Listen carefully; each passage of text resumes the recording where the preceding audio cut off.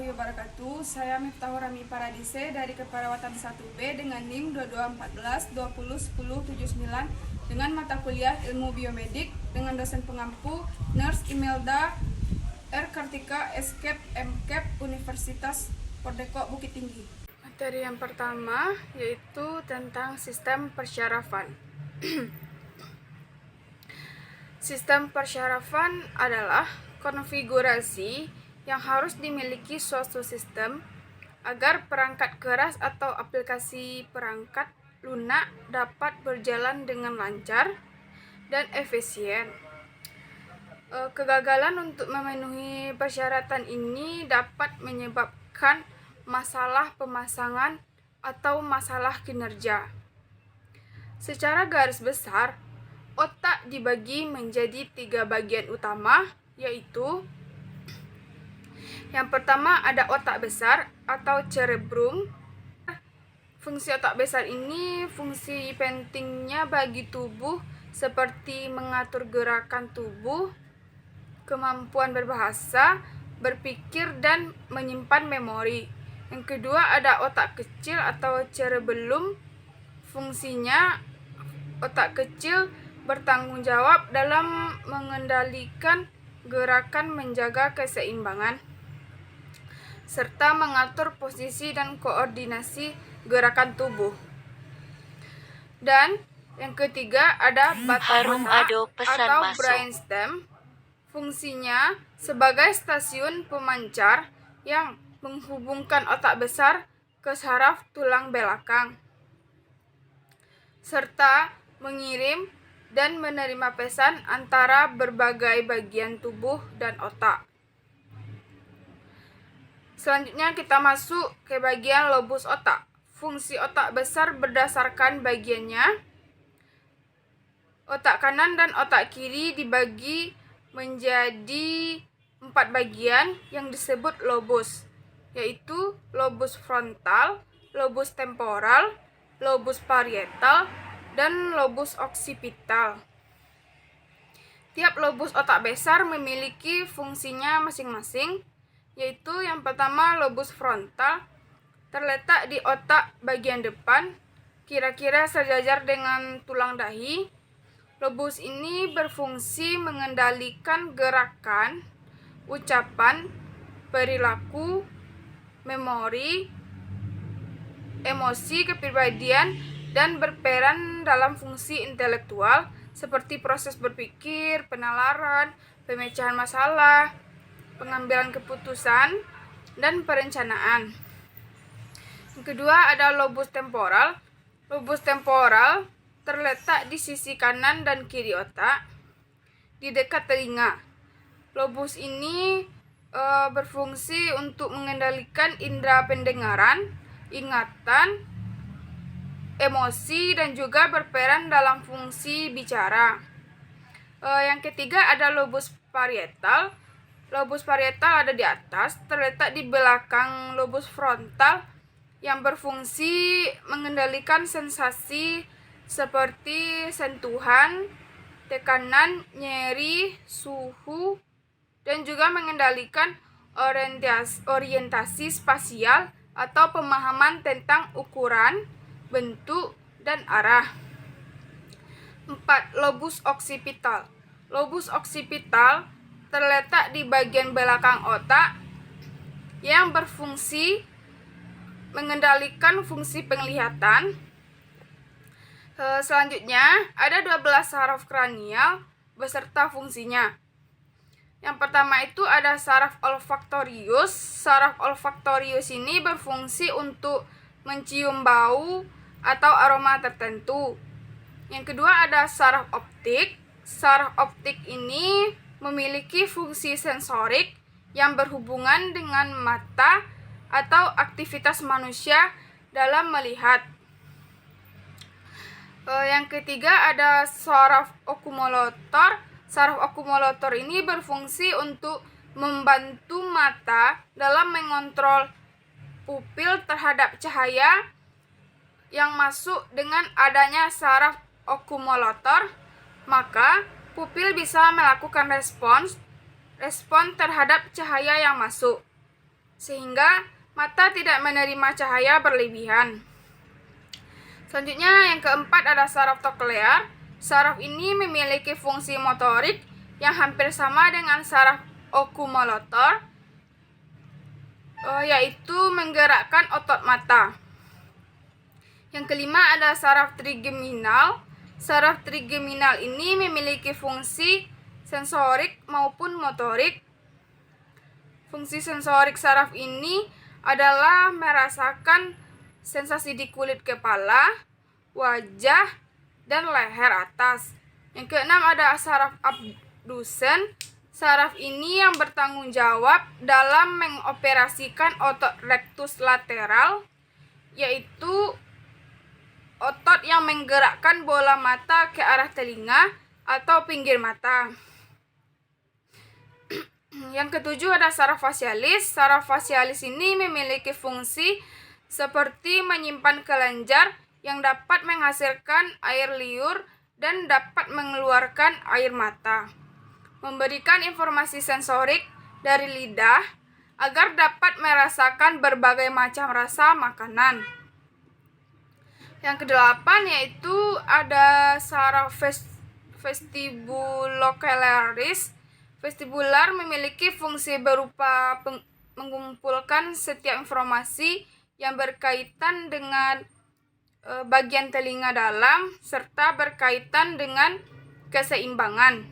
Sedangkan koklea memiliki fungsi berupa mendeteksi setiap adanya getaran yang berasal dari nada suara dan volume. Yang kesembilan ada saraf glossopharyngeus. Saraf glossopharyngeal ini memiliki fungsi berupa memberikan informasi sensorik yang berasal dari telinga bagian luar hingga pada rongga bagian tengah telinga. Yang kesepuluh ada saraf vagus. Fungsi dari saraf vagus ini seperti mengendalikan setiap gerakan jantung, paru-paru, hingga pita suara. Yang ke-11 ada saraf aksesorius. Saraf ini memiliki fungsi berupa membantu saraf motorik otot leher bekerja. Yang terakhir ada saraf hipoglossus. Saraf hipoglossus ini memiliki fungsi motorik yang berperan untuk menggerakkan lidah. Selanjutnya kita masuk tentang mekanisme refleks. Mekanisme gerakan refleks terjadi ketika adanya rangsangan yang diterima oleh sel saraf. Walaupun setiap gerakan pasti terjadi karena juga berasal dari sel saraf, gerakan refleks ini terjadi secara tiba-tiba. Gerakan refleks pada sistem gerak manusia terjadi secara otomatis. Baiklah, sekian materi penjelasan sistem syaraf yang saya dapat jelaskan. Apabila ada kata yang salah, mohon dimaafkan. Selanjutnya, materi kedua tentang sistem endokrin. Sistem endokrin adalah jaringan kelenjar yang memproduksi dan melepaskan hormon. Hormon ini yang membantu untuk mengontrol banyak fungsi penting, termasuk seperti kemampuan mengubah kalori menjadi energi yang digunakan untuk menjalankan fungsi seluruh sel dan organ tubuh. Berikut ini adalah ada beberapa jenis organ dan kelenjar yang berfungsi untuk menghasilkan hormon. Yang pertama itu ada kelenjar pituitari. Kelenjar ini berperan dalam memproduksi hormon yang bertugas untuk mengatur fungsi berbagai organ dan kelenjar lain, seperti kelenjar tiroid, organ reproduksi, dan kelenjar adrenal. Yang kedua, kelenjar hipotalamus.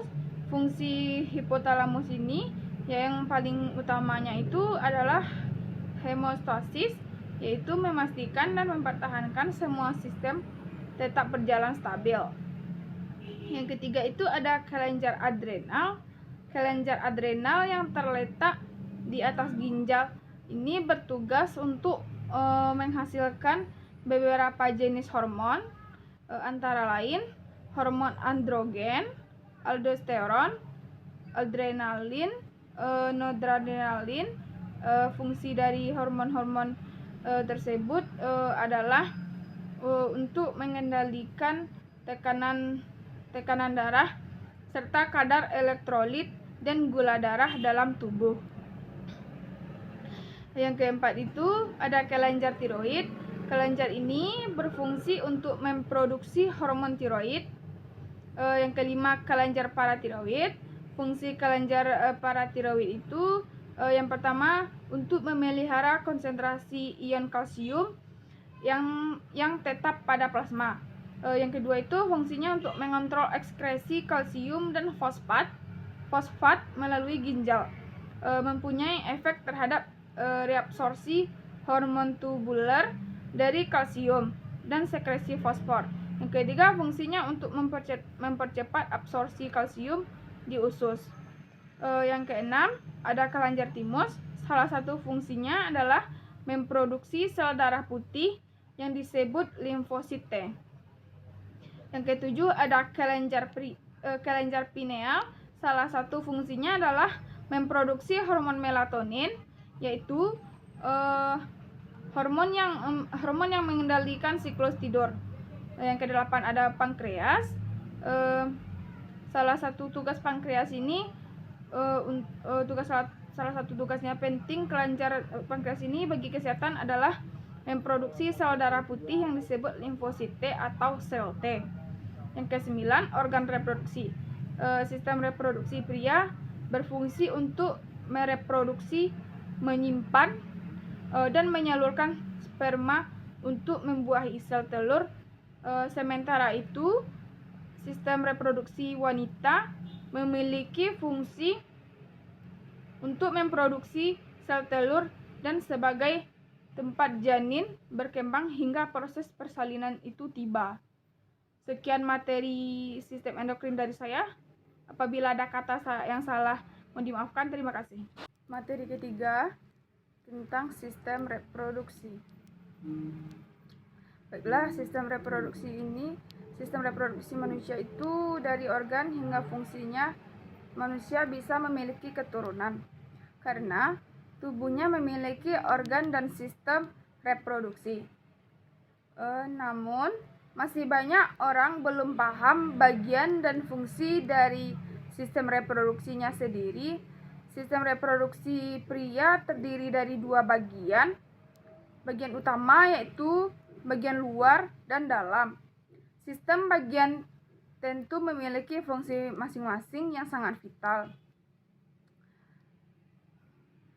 Yang pertama yaitu ada penis. Penis adalah organ seks pria yang terdiri dari tiga bagian utama, yaitu pangkal atau radix, batang atau korpus, dan kepala atau glans. Pada umumnya, organ ini akan mencapai ukuran maksimal selama masa puber. Pada ujung kepala penis terdapat uretra yang merupakan saluran untuk mengeluarkan urin. Dari tubuh, saluran ini juga berfungsi untuk mengeluarkan cairan mani ketika mencapai klimaks atau orgasme. Pada sepanjang batang penis terdapat jaringan yang dinamakan korpus cavernosum. Saat jaringan ini dipenuhi darah, penis akan menjadi kaku dan mengalami ereksi. Yang kedua ada skrotum. Skrotum merupakan sebuah kantong kulit yang longgar dan menggantung di belakang penis. Di dalam skrotum terdapat sepasang organ sekaligus kelenjar yang disebut testis. Selain melindungi testis, skrotum ini juga mendukung fungsi testis dalam memproduksi sperma. Otot-otot khusus pada dinding skrotum memungkinkan testis untuk menjaga suhu optimal bagi produksi sperma. Selanjutnya yang ketiga ada testis. Testis ini merupakan organ berbentuk oval di dalam kantung sebelah kanan dan kiri bagian belakang penis. Fungsinya itu untuk memproduksi dan menyimpan sperma. Organ yang biasa disebut dengan buah zakar ini juga berperan dalam produksi hormon testosteron. Fungsi testosteron ini yaitu menghasilkan sperma dan memberi perubahan pada tubuh selama masa pubertas. Biasanya testis pria akan mulai tumbuh sekitar usia 10-13 tahun. Ukuran testis setiap pria berbeda-beda, tetapi rata-rata panjangnya sekitar 5-7,5 cm dengan lebar 2,5 cm. Sekian materi ketiga yang bisa saya jelaskan. Sekian, terima kasih. Selanjutnya, materi yang keempat yaitu tentang sistem perkemihan. Sistem perkemihan ini merupakan sistem yang penting untuk membuang sisa-sisa metabolisme makanan yang dihasilkan oleh tubuh, terutama senyawaan nitrogen seperti urea dan kreatinin, bahan asing dan produk sisanya. Sampah metabolisme ini dikeluarkan atau disekresikan oleh ginjal dalam bentuk urin. Sistem perkemihan berfungsi untuk menyaring darah dan membuang apa yang tidak dibutuhkan tubuh lagi. Prosesnya menghilangkan air ekstra dan garam, racun, dan produk limbah lainnya. Berikut ini anatomi sistem perkemihan. Yang pertama itu ginjal, berjumlah 2 buah, masing-masing ada di kedua sisi belakang perut, tepat di bawah tulang rusuk. Setiap ginjal kira-kira sebesar kepalan tangan. Yang kedua itu ada ureter, berupa tabung tipis di dalam panggul untuk membawa urin dari ginjal ke kandung kemih. Yang ketiga itu ada kandung kemih. Kandung kemih itu berbentuk seperti kantong dan terbuat dari otot yang bisa mengembang saat terisi. Yang kelima itu ada uretra, berbentuk seperti tabung yang membawa urin dari kandung kemih keluar dari tubuh. Banyak kondisi yang dapat mempengaruhi sistem perkemihan ini, seperti infeksi, penyakit atau masalah dapat muncul saat lahir atau berkembang seiring bertambahnya usia. Beberapa gangguan saluran kemih yang umum adalah seperti yang pertama itu ada infeksi, yang kedua ada masalah struktural, yang ketiga itu ada batu ginjal, yang keempat itu masalah buang air, yang kelima itu obstruksi saluran kemih, yang keenam penyakit ginjal, yang ketujuh sistitis interstitial. Itulah materi sistem perkemihan yang dapat saya jelaskan. Apabila ada kata yang salah, mohon dimaafkan. Assalamualaikum warahmatullahi wabarakatuh. Selanjutnya, materi yang kelima yaitu tentang sistem atau organ pernapasan.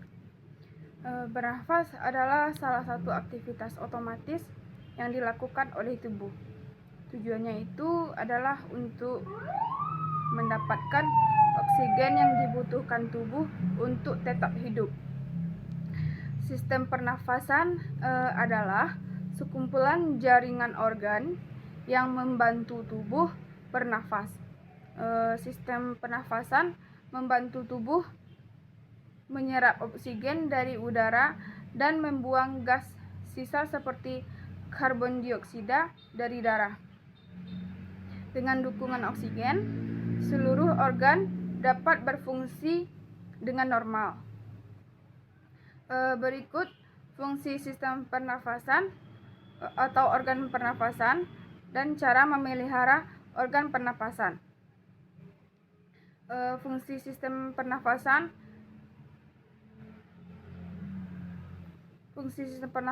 yaitu Yang pertama, untuk membuat Anda bisa bicara dan membaui sesuatu. Yang kedua itu untuk mengalirkan udara sesuai suhu tubuh dan melembabkannya sesuai kondisi tubuh. Yang ketiga, untuk melindungi saluran udara dari zat berbahaya dan iritasi organ pernapasan manusia. Untuk menjalankan beragam fungsi sistem pernafasan ini, tubuh membutuhkan sinergi organ-organ pernafasan. Bagian jaringan organ pernapasan manusia tersebut terdiri atas yang pertama ada mulut dan hidung, pintu masuk keluar udara ke tubuh. Yang kedua itu ada sinus, ruang sela di antara tulang kepala yang mengatur suhu dan kelembapan udara yang dihirup. Yang ketiga itu ada tenggorokan tabung yang mengalirkan udara dari mulut dan hidung ke batang trakea. Yang keempat itu ada trakea, bagian tubuh yang menghubungkan tenggorokan dengan paru-paru. Yang kelima itu ada bronkial, tabung di bawah tenggorokan yang terhubung ke paru-paru. Yang keenam itu paru-paru, organ yang mengeluarkan oksigen dan memasok ke seluruh tubuh. Yang ketujuh ada diafragma, otot yang membantu paru-paru menarik dan mengeluarkan udara. Yang kedelapan ada tulang rusuk, tulang yang mengelilingi dan melindungi paru-paru. Yang kesembilan ada alveoli, kantong udara kecil di paru-paru sebagai tempat pertukaran oksigen dan karbon dioksida. Yang kesepuluh ada bronkiolus. Bronkiolus ini cabang dari bronkial yang mengarah ke alveoli. Yang kesebelas ada kapiler. Kapiler ini pembuluh darah di dinding alveoli yang menggerakkan oksigen dan karbon dioksida. Yang ke-12 yaitu lobus paru-paru.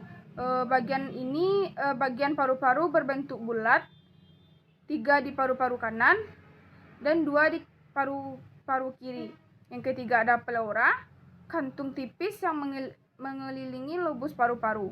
Yang ke-14 itu ada cilia, rambut kecil yang berguna untuk menyaring debu dan alergen dari saluran pernapasan. Yang ke-15 ada laring, organ berongga yang dapat mengeluarkan suara saat udara masuk dan keluar. Itulah materi tentang sistem pernafasan yang dapat saya jelaskan. Apabila ada kata yang salah, mohon dimaafkan. Assalamualaikum warahmatullahi wabarakatuh. Baiklah, selanjutnya materi yang ke-6 yaitu tentang sistem muskuloskeletal. Anatomi sistem muskuloskeletal. 1. Muskular atau otot. Jaringan otot adalah salah satu dari tempat jenis jaringan primer atau utama, terutama terdiri dari sel-sel otot yang khusus untuk berkontraksi. 3 jenis jaringan otot, yaitu otot rangka, otot jantung, dan otot polos. Tanpa ada jaringan otot tubuh, tidak dapat melakukan pergerakan. Ciri-ciri otot kontraksi itu seperti menegang, ekstabilitasi, merespon dengan kuat jika distimulasi oleh impuls, saraf, ekstensibilitas, mampu memegang melebihi panjang otot. Sentrileg elastisitas dapat kembali ke ukuran semula setelah berkontraksi. 2 jenis otot rangka merupakan bagian terbesar tubuh kita. Fungsi utamanya itu untuk menggerakkan tubuh otot. Anggota gerak ada 2 kelompok, yaitu ada otot seksor untuk membengkokkan sendi dan otot sensor untuk meneruskan sendi.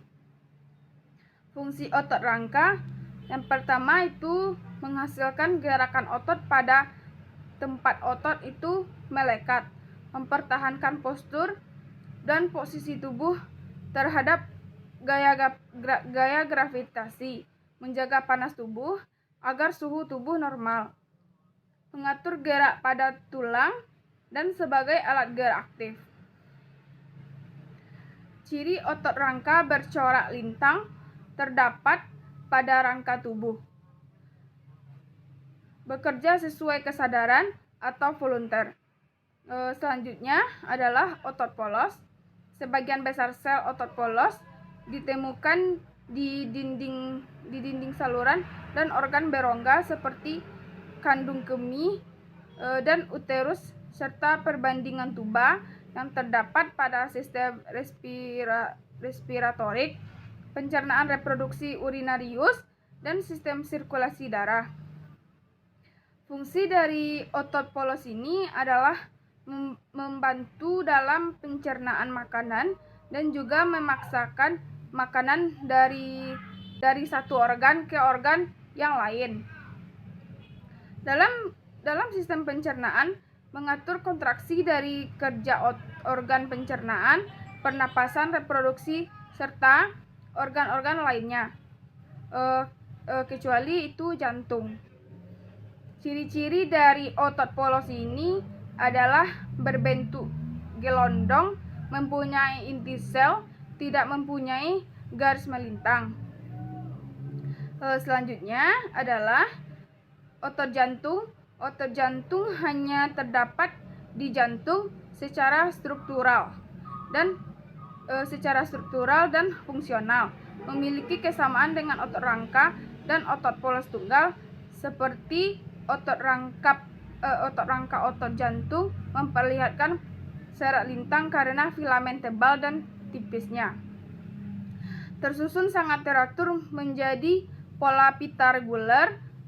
Fungsi otot ini adalah mengatur fungsi jantung memompa darah keluar dari serambi dan bilik ke pembuluh darah dan kiri tubuh, atau sistematik, dan keadaan paru-paru memeras darah keluar dari jantung untuk pasukan ke paru-paru atau bagian tubuh lainnya.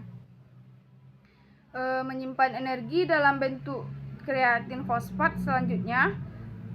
Selanjutnya adalah jaringan penyambung satu sendi-sendi atau artikulasi. Artikulasi adalah istilah yang digunakan untuk menunjukkan pertemuan antara dua atau beberapa tulang kerangka untuk memudahkan terjadinya gerakan. Ilmu yang mempelajari persendian disebut artronologi. Terdapat 3 jenis sendi utama, yaitu sendi virus, sendi tulang rawan, dan sendi synovial. Sendi juga dapat dideklasifikasikan menurut kemungkinan geraknya tak bergerak, sedikit bergerak, dan bergerak luas. 2 ligamen. Ligamen itu adalah jaringan ikat fibrosa yang menghubungkan satu tulang dengan yang lainnya, menjadi jaringan ikat yang memfasilitasi gerakan 3M sangat elastis untuk memungkinkan peregangan dan lentur sendi dan anggota badan untuk memproduksi gerak ligamen. Dapat diklasifikasikan dalam 3 kategori utama, yaitu ligamen antikular dan ligamen peritonia. Yang ketiga adalah jaringan ikat yang memiliki kekuatan tarik yang sangat tinggi, yang menghubungkan otot dengan tulang, mirip dengan ligamen, dan juga terutama terjadi dari kolagen dan secara struktural dirancang untuk menahan jumlah tinggi tegangan otot, dan mereka bekerja sama dengan otot untuk mengarahkan kekuatan dalam yang digunakan untuk menarik hal-hal ke arah tubuh. Gangguan pada sistem yang pertama adalah cedera, yang kedua kelainan bentuk tulang, yang ketiga osteomielitis atau infeksi pada tulang dan jaringan sekitarnya, gangguan persendian, gangguan pada sendi lutut, masalah otot, penyakit autoimun, dan kanker otot. Sekian materi sistem muskuloskeletal dari saya. Apabila ada kata yang salah mohon dimaafkan. Selanjutnya materi yang ketujuh yaitu tentang sistem integumen. Sistem integumen adalah penutup sistem. Penutup sistem ini mengarah pada struktur kulit dan aksesorisnya dan merupakan sistem organ terbesar pada tubuh manusia. Aksesori yang dimaksud adalah kuku, rambut, dan kelenjar serta kulit. Adapun struktur kulit yang pertama adalah epidermis. Epidermis merupakan lapisan kulit paling luar yang terdiri atas jutaan sel kulit yang diikat oleh lipid epidermis. Bertindak sebagai perlindungan air dari air infeksi dan hal eksternal lainnya. Ada 4 sel di dalam lapisan epidermis. Yang pertama adalah carapinus, yaitu sel paling banyak yang berfungsi sebagai pelindung yang tahan air. Yang kedua adalah melanin atau pigmen kulit yang menentukan warna kulit. Yang ketiga adalah Langerhans untuk respon imun yang melawan virus dan polusi. Selanjutnya adalah Marvel, yaitu respon sensasi reseptor dari sensorik. Yang kedua adalah dermis. Dermis merupakan lapisan bawah setelah epidermis. Fungsinya membantu mengatur suhu tubuh, membuang kotoran, dan membuat kulit tampak halus. Yang ketiga adalah hipodermis. Hipodermis ialah lapisan terdalam kulit yang memiliki fungsi penahan terhadap benturan ke organ tubuh bagian depan, memberi bentuk pada tubuh, mempertahankan suhu tubuh. Adapun penyakit pada kulit yang pertama adalah dermatitis, yaitu yang menimbulkan rasa gatal berlebih. Yang kedua adalah melanoma, yaitu kanker kulit yang bisa mengakibatkan kematian jika kita tidak obati. Yang ketiga itu adalah campak atau rubella, penyakit yang disebabkan oleh virus. Dan yang keempat adalah bisul atau furunkel, terjadi karena kebersihan yang buruk, luka yang terinfeksi, pelemahan diabetes. Dan yang kelima adalah kudis atau scabies yang disebabkan oleh parasit atau tungau yang sering diderita oleh orang yang tinggal di tempat kumuh. Sekian materi sistem integumen dari saya. Apabila ada kata yang salah mohon dimaafkan. Materi yang ke-8 adalah tentang sistem kardiovaskular. Sistem kardiovaskular merupakan organ sirkulasi darah yang terdiri dari jantung, komponen darah, dan pembuluh darah.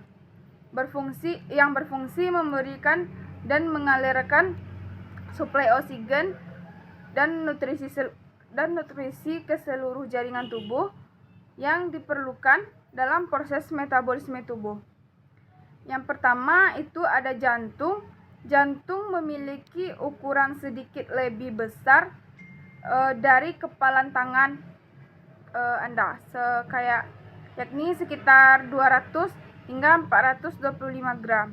Jantung terletak antara paru-paru pada bagian tengah dada, pada bagian belakang, dan sedikit ke kiri tulang dada atau sternum. Berikut ini adalah anatomi jantung. Yang pertama itu ada perikardium. Perikardium adalah sejenis membran serosa yang menghasilkan cairan serous untuk melumasi jantung selama berdenyut dan mencegah gesekan yang menyakitkan antara jantung dan organ sekitarnya. Bagian ini juga berfungsi untuk menyangga dan menahan jantung untuk tetap berada dalam posisinya sendiri. Dinding jantung terdiri dari 3 lapisan, yaitu epikardium atau lapisan terluar, miokardium itu lapisan tengah, dan endokardium itu lapisan dalam. Yang kedua ada serambi atau atrium. Bagian serambi atau atrium merupakan bagian jantung atas yang terdiri dari serambi kanan dan serambi kiri. Serambi kanan berfungsi untuk menerima darah kotor dari tubuh yang dibawa oleh pembuluh darah. Sedangkan serambi kiri ini berfungsi untuk menerima darah bersih dari paru-paru. Yang ketiga ada bili atau ventrikel. Sama seperti serambi, bili atau ventrikel merupakan bagian jantung bawah yang terdiri dari bagian kanan dan bagian kiri. Bili kanan ini berfungsi untuk memompa darah kotor dari jantung ke paru-paru. Sementara itu, bili kiri berfungsi untuk memompa darah bersih dari jantung ke seluruh tubuh. Yang keempat itu ada katup.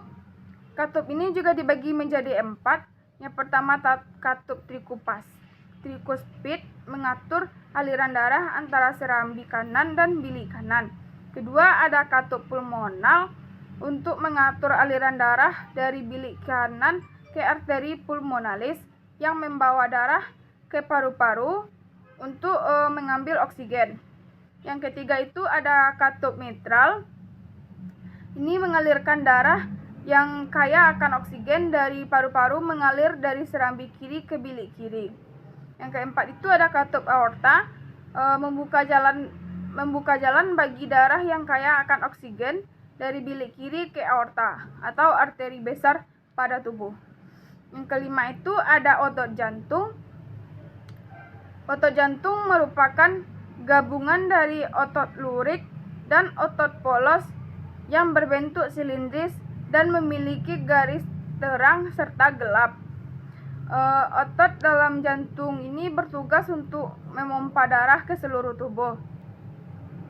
Otot jantung ini merupakan otot yang terkuat karena mampu bekerja terus-menerus sepanjang waktu tanpa istirahat untuk memompa darah. Jika otot ini berhenti bekerja, maka sistem peredaran darah akan terhenti sehingga terjadilah kematian. Siklus jantung dibagi menjadi 2, yaitu 1 ada sistol, jaringan otot jantung berkontraksi untuk memompa darah keluar dari ventrikel. Yang kedua ada diastol, otot jantung rileks terjadi pada saat pengisian darah pada jantung. Jika tekanan darah sistolik adalah angka yang lebih tinggi dan tekanan darah diastolik adalah angka yang lebih rendah. Yang keenam ada pembuluh darah. Pembuluh darah yang pertama ada arteri. Pembuluh darah jantung ini kaya akan oksigen karena berfungsi darah ke sisi kiri otot jantung atau ventrikel dan atrium kiri. Arteri memiliki dinding yang cukup elastis sehingga mampu menjaga tekanan darah tetap konsisten. Yang kedua itu ada vena. Pembuluh darah yang satu ini darah yang miskin, oksigen dari seluruh tubuh untuk kembali ke jantung. Ketimbang arteri, yaitu vena memiliki dinding pembuluh yang lebih tipis. Yang ketiga itu ada kapiler.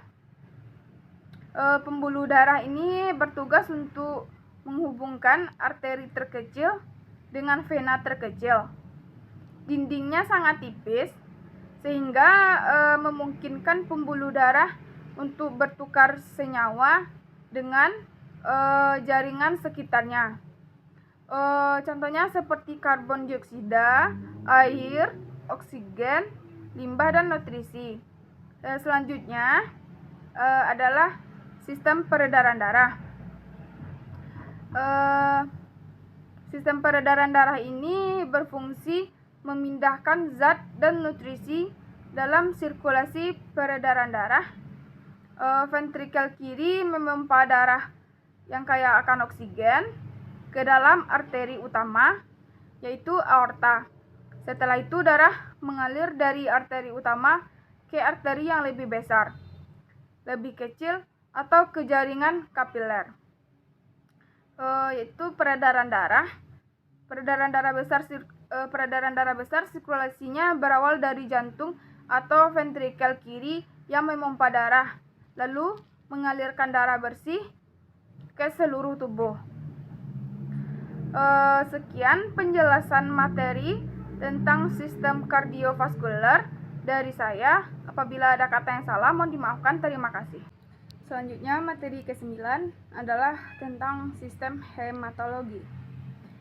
Sistem hematologi tersusun atas darah dan tempat darah diproduksi, termasuk sumsum tulang dan nodus limpa. Darah adalah organ khusus yang berbeda dengan organ yang lain karena berbentuk cairan. Darah merupakan cairan tubuh yang terbentuk dari jaringan hidup, mengalir ke seluruh bagian tubuh melalui kumpulan jaringan pembuluh darah. Darah memiliki fungsi penting bagi kesehatan manusia. Salah satunya itu memasok zat-zat penting ke seluruh tubuh seperti hormon, oksigen, dan gula. Dimulai dari sel darah merah yang mengalirkan oksigen, sel darah putih melawan infeksi, plasma darah yang mengangkut sel darah ke seluruh tubuh, hingga trombosit yang membantu proses pembekuan darah. Yang pertama itu sel darah merah. Sel darah merah atau eritrosit adalah sel yang paling melimpah dalam darah, sebab sel tersebut terhitung sekitar 40-45% dari volumenya. Secara sederhana, eritrosit berbentuk seperti donat, tapi tanpa lubang di tengahnya. Produksi sel darah merah dikendalikan oleh eritropoietin, yaitu hormon yang diproduksi oleh ginjal. Namun, eritrosit tidaklah memiliki nukleus layaknya sel tubuh kebanyakan, sehingga dapat dengan mudah berubah bentuk.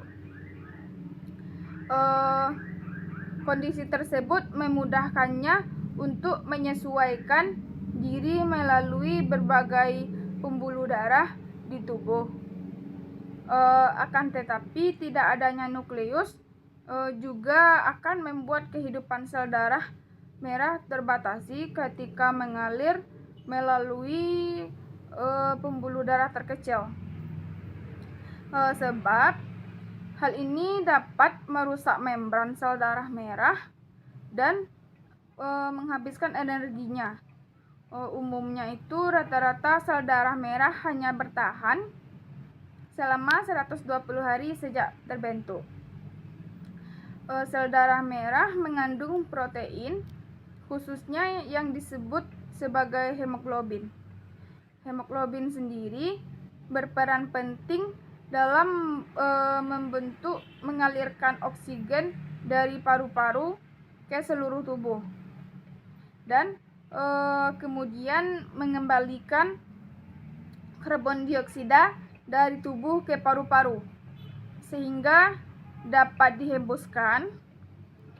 Selain itu, hemoglobinlah yang membuat darah tampak merah. Kedua itu sel darah putih. Sel darah putih atau leukosit berfungsi penting dalam melindungi tubuh dari infeksi. Namun, darah putih jumlahnya lebih sedikit bila dibandingkan dengan sel darah merah, yaitu hanya terhitung sekitar 1% dari total darah keseluruhan pada tubuh. Sementara itu, jenis sel darah putih yang paling umum adalah neutrofil. yang merupakan sel dengan respon cepat dan menyumbang 55 hingga 70% total jumlah sel darah putih. Setiap neutrofil hidup kurang dari sehari, sehingga sumsum tulang akan terus-menerus memproduksinya agar dapat mempertahankan perlindungan dari infeksi. Selain neutrofil, jenis utama sel darah putih lainnya itu adalah limfosit yang memiliki dua populasi utama. Populasi yang pertama adalah limfosit T yang berperan dalam membantu mengatur fungsi sel kekebalan lainnya. Tak hanya itu, limfosit T juga berperan secara langsung menyerang berbagai sel tumor yang terinfeksi. Populasi kedua adalah limfosit B yang berperan dalam membuat antibodi dalam bentuk protein khusus. Protein tersebut nantinya akan secara khusus menargetkan virus, bakteri, dan mikroorganisme lainnya. Yang ketiga itu ada plasma. Komponen darah cair disebut dengan plasma, yakni campuran antara air, gula, lemak, protein, dan garam. Plasma adalah komponen darah yang berperan dalam mengangkut sel-sel darah ke seluruh tubuh bersama dengan berbagai zat lainnya. Contohnya itu misalnya seperti nutrisi, antibodi, zat protein pembekuan, hormon hasil limbah tubuh serta protein yang membantu menjaga keseimbangan cairan tubuh. Dan yang keempat ada trombosit. Trombosit atau platelet tidaklah seperti sel darah merah atau sel darah putih. Sebab trombosit sebenarnya bukan sel, melainkan fragmen sel yang lebih kecil. Komponen darah yang satu ini berperan dalam membantu proses pembekuan darah atau koagulasi. Proses tersebut terjadi dengan berkumpulnya trombosit di area cedera atau luka dengan menempel pada lapisan pembuluh darah yang terluka. Proses tersebut akan menghasilkan bekuan fibrin yang berfungsi untuk menutupi luka dan mencegah darah bocor keluar. Selain itu, fibrin juga berperan dalam membantu pembekuan struktur awal jaringan baru, sehingga ini dapat mempercepat penyembuhan. Sekianlah materi sistem hematologi dari saya. Apabila ada kata yang salah, mohon dimaafkan. Terima kasih. Dan materi yang terakhir adalah sistem pencernaan. Sistem pencernaan ini merupakan serangkaian jaringan organ yang memiliki fungsi untuk mencerna makanan. Makanan-makanan tersebut akan diproses secara mekanik ataupun secara kimia. Pencernaan secara mekanik yaitu pencernaan yang terjadi di dalam lambung yang melibatkan gerakan fisik dalam tubuh. Sistem pencernaan merupakan bagian tubuh yang memiliki berbagai fungsi penting, mulai dari menyerap nutrisi dari makanan yang dikonsumsi, menggunakan nutrisi tersebut, dan membuang limbah dari proses penyerapan. Dan ada beberapa organ utama yang menyusun sistem pencernaan dan memiliki fungsinya masing-masing.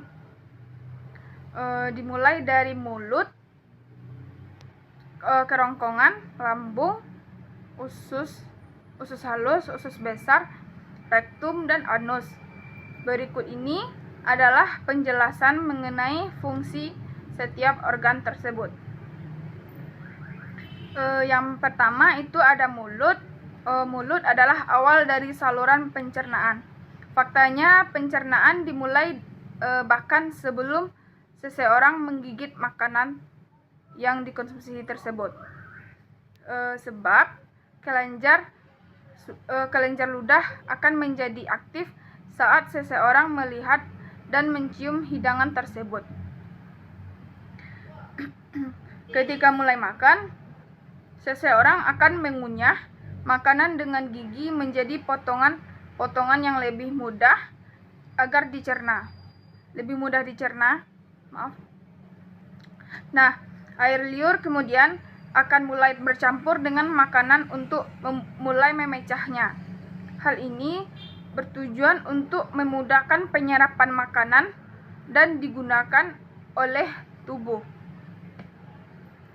Ketika seseorang menelan, lidah juga memasukkan makanan ke tenggorokan dan kerongkongan.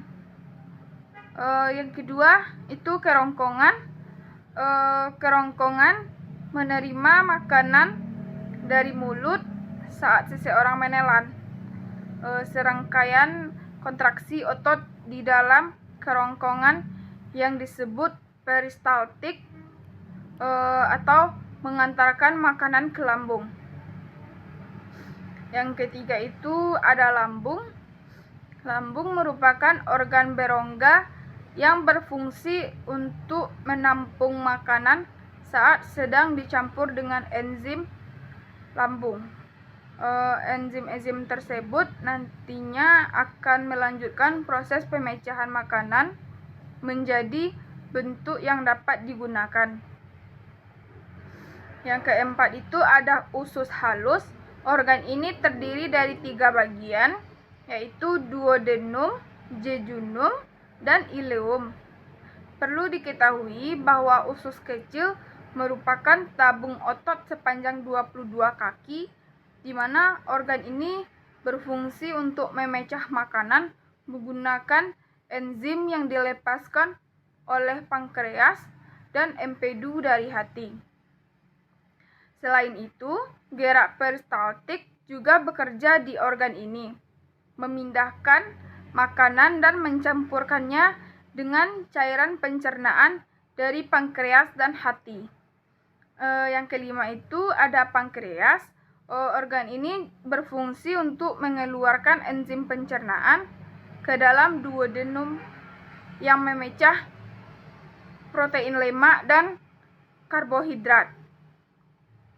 Pankreas juga membuat insulin, meneruskannya langsung ke aliran darah. Yang keenam itu ada hati atau liver.